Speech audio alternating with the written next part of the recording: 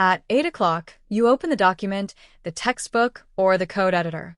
You have a whole work session available, but the task still has no shape. 5 minutes later, something subtle can be different.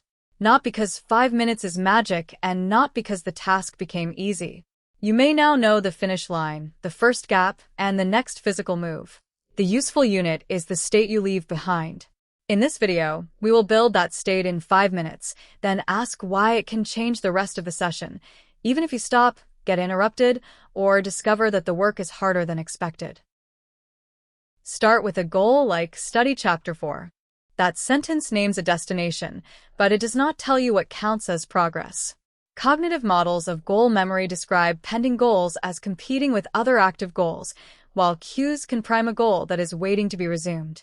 You do not need to believe the model is a perfect picture of your mind to use its practical implication.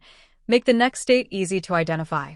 Replace study chapter 4 with something visible, such as explain the pressure equation without looking.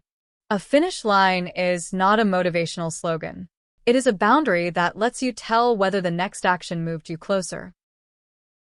Now close the source, or look away from it, and try one answer. Draw the mechanism. Write the outline. Explain the idea in 3 sentences. The point is not to perform well. It is to create an observation. Retrieval research found that taking a memory test can improve delayed retention more than spending the same time studying again. In one set of experiments, repeated testing beat repeated studying on later tests, even while rereading made people feel more confident. So the first 5 minutes should not merely make you feel prepared.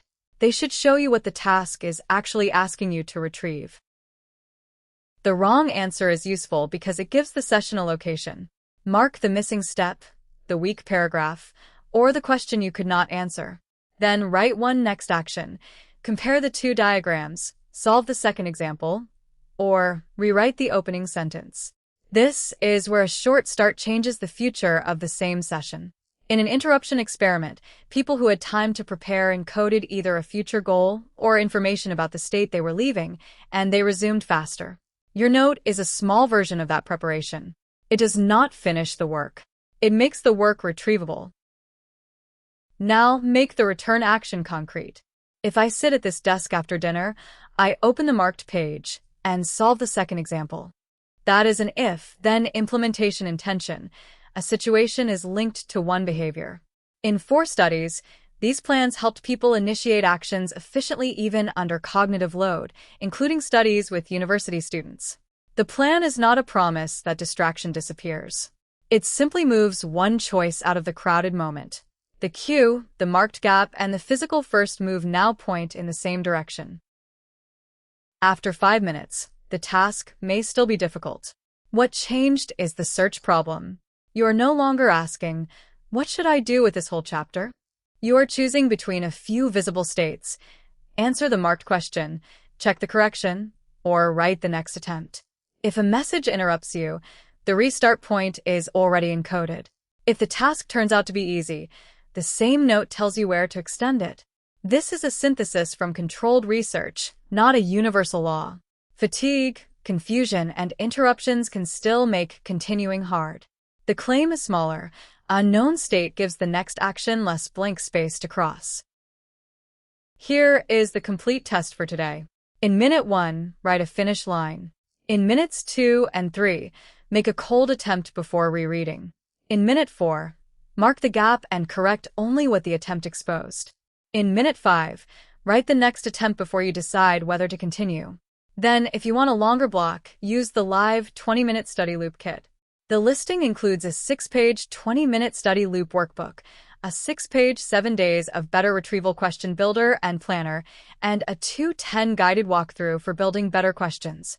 The 20-minute allocation is a practical protocol, not a scientific optimum. The product extends the state you just created. It does not replace the experiment. You can stop after 5 minutes and still have run the experiment. Record 3 things. How long it took to make the first physical move, what next action you left behind, and how quickly you found your place after an interruption. If the session continued, note whether it followed the marked path or wandered somewhere else. That is the honest answer to the title. 5 minutes can change an entire work session when it changes the information available to the next move. It cannot guarantee focus, erase difficulty, or turn a timer into a personality transplant. Try the sequence once, compare it with an unstructured start, and keep the results smaller than the promise.